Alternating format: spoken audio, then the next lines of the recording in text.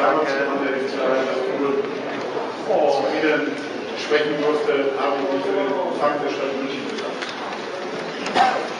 Ich möchte das ausdrücklich heute mit Einstimmung. Die Erklärung ist relativ einfach. Wenn man von Freunden eingeladen wird, kommt man normalerweise ja immer gerne. Ich betone ausdrücklich zu Freunden. Aber man muss aus Sicht des FC Bayern leider feststellen, dass dies hier bei der Stadtspitze leider nicht immer der Fall ist. Der Oberbürgermeister gibt uns leider den Eindruck, dass er kein Freund des FC Bayern ist. Ich weiß auch nicht, dass der Oberbürgermeister im Aufsichtsrat von 1860 sitzt, wenn er den dort beaufsichtigt und beraten wird.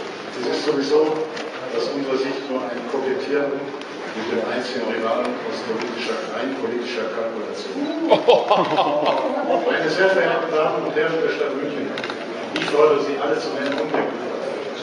Es kann nicht sein, dass beim DFB-Pokalfinale gegen Borussia Dortmund kein Vertreter sich vor Ort in Berlin zum FC Bayern bekennt.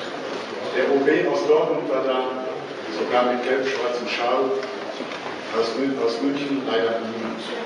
Es kann nicht sein, dass hier Jahr für Jahr der FC Bayern das werbeträchtigste Unternehmen der Stadt München ist, noch weit vor dem Oktoberfest, und man den Eindruck gewinnt, es interessiert bei der Stadtspitze keinen. Fahren Sie vielleicht mal nach Thailand, China oder auch nur in die Nähe nach Italien oder Frankreich und erkundigen Sie sich dort über die Anerkennung von Bayern. Es kann nicht sein, dass wir von der Stadt in ein Parkhausinvest bei der Allianz Arena genötigt wurden. Um dieses Investment zu finanzieren, müssen wir die Preise erhöhen und werden dann noch höhnisch kritisiert.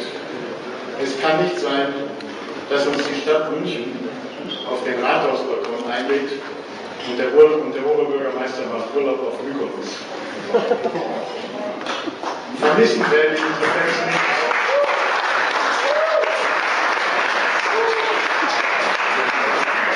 Vermissen werden unsere Fans nicht, aber aus Respekt und auch aus Anstand hätte er hier anwesend sein müssen. Damit muss Schluss sein, ein für alle Mal. Ich fordere Sie auf, Herr Uwe, auch wenn Sie heute nicht anwesend sind, verändern Sie nicht Ihre Haltung, verändern Sie nicht Ihre Politik gegenüber dem FC Bayern. Werden Sie dem FC Bayern gegenüber gerecht. Ich reiche Ihnen hier und heute die Hand dazu. Ab sofort liegt der Ball bei Ihnen, lieber Oberbürgermeister. Vielen Dank.